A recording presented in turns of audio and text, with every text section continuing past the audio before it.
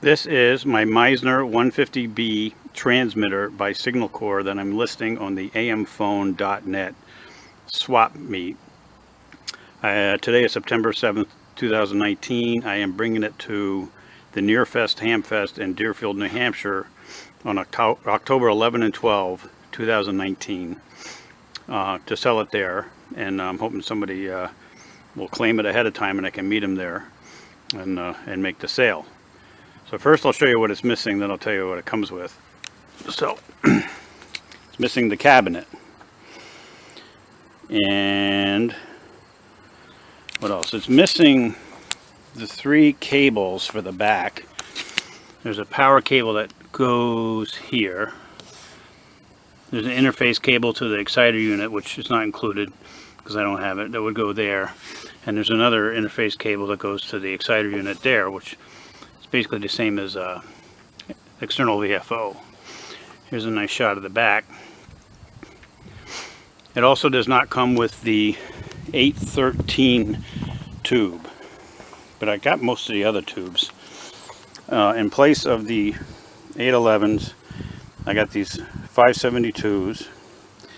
I got 2 tubes that don't exactly match here. It calls for a 6V GT. Those are the 2 closest I could find in my collection. A pair of 866As, a 6J 5GT, another pair of 866As, and a 5U 4G. So you need to get the 813, and I'm not sure you can make these work. It comes with a nice reproduction of the manual.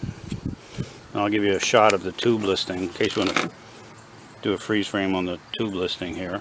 It's the top half of the page right there, and this is a nice detailed manual of the radio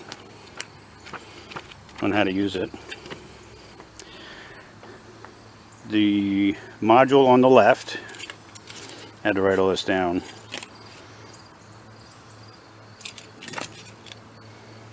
Is the audio section. This note here says it has an audio mod for a modern microphone.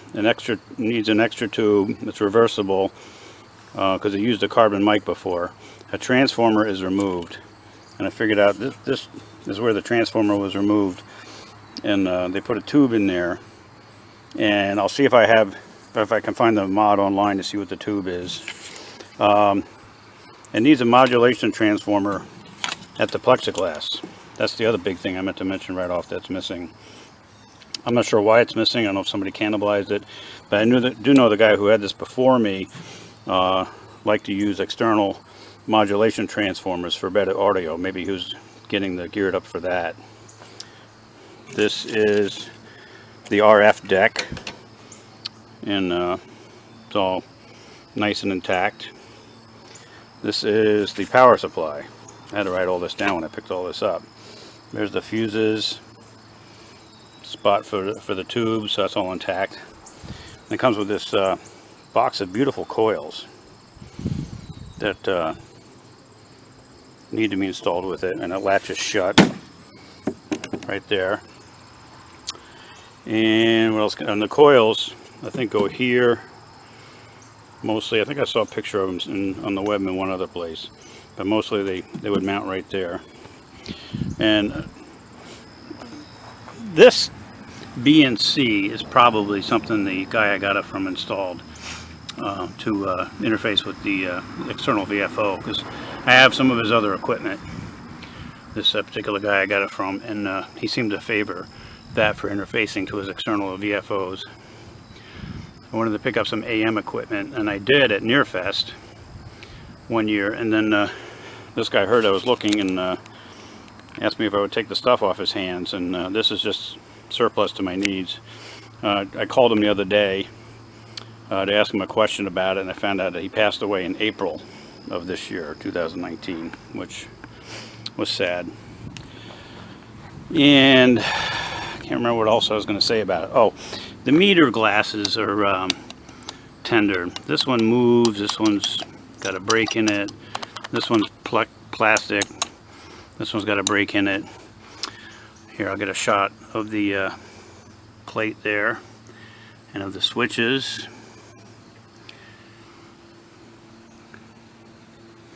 Comes with all the knobs. They're not screwed in place right now. Pilot light, there's no bulb there, and the last switch. Now I'm going to take this front panel off, and you can see how I'm going to transport it. Okay, by the way, my name is Paul. My call sign is Alpha Alpha 1 Sierra Uniform. So here's the bottom of the RF deck. Right here is where the transformer was removed and the tube socket was put in. And there's some capacitors here that are wrapped around some kind of maybe a ground rod, and they're not soldered. So I'm not sure what's going on with that mod there, but it clearly has some new capacitors all through here. Some kind of mod he was doing, and it's pretty clean.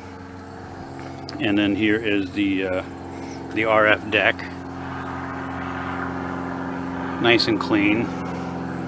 Not sure if these are new, these bright green capacitors. Bright red one over there, but they're in good looking shape. And here's the power supply. Some new capacitors here. So somebody's been working on it. And here's the front panel. And you have these connectors all through. That's a pilot light. But these connectors are all scattered all along the bottom here. And they go into these things. So it's all modules. It all just wires together. All nice and neat. All the cables are there. And seems like I was going to say something else. I remember one thing I was going to say. This is a Radio Shack transformer. So that's been added. Some of these resistors look like they've been updated. There is a mysterious hole over here on the power supply. Right here. I'm not sure why. And oh, getting back over to this, it said it was reversible, which means I might have the transformer that was originally there kicking around. I saw a picture of this on the web. I'll try to match it up, see if I can find it. I noticed in the picture on the web it was black. It wasn't this color. But I got several boxes of stuff to go through. The knobs go through the front to here. These all turn freely. These air capacitors. This is the band switch. I can't turn that by hand, but it turns freely with the knob on it. So that's my Meissner 150B, made by Signal Corps during World War II. And oh, it is basically 160 through 30 meters, 150 watts out on AM or CW. Requires an external VFO and an external receiver. And I'll be bringing that to NEAR-Fest in October 2019. And you can contact me ahead of time if you want to meet me there and buy it. Thanks.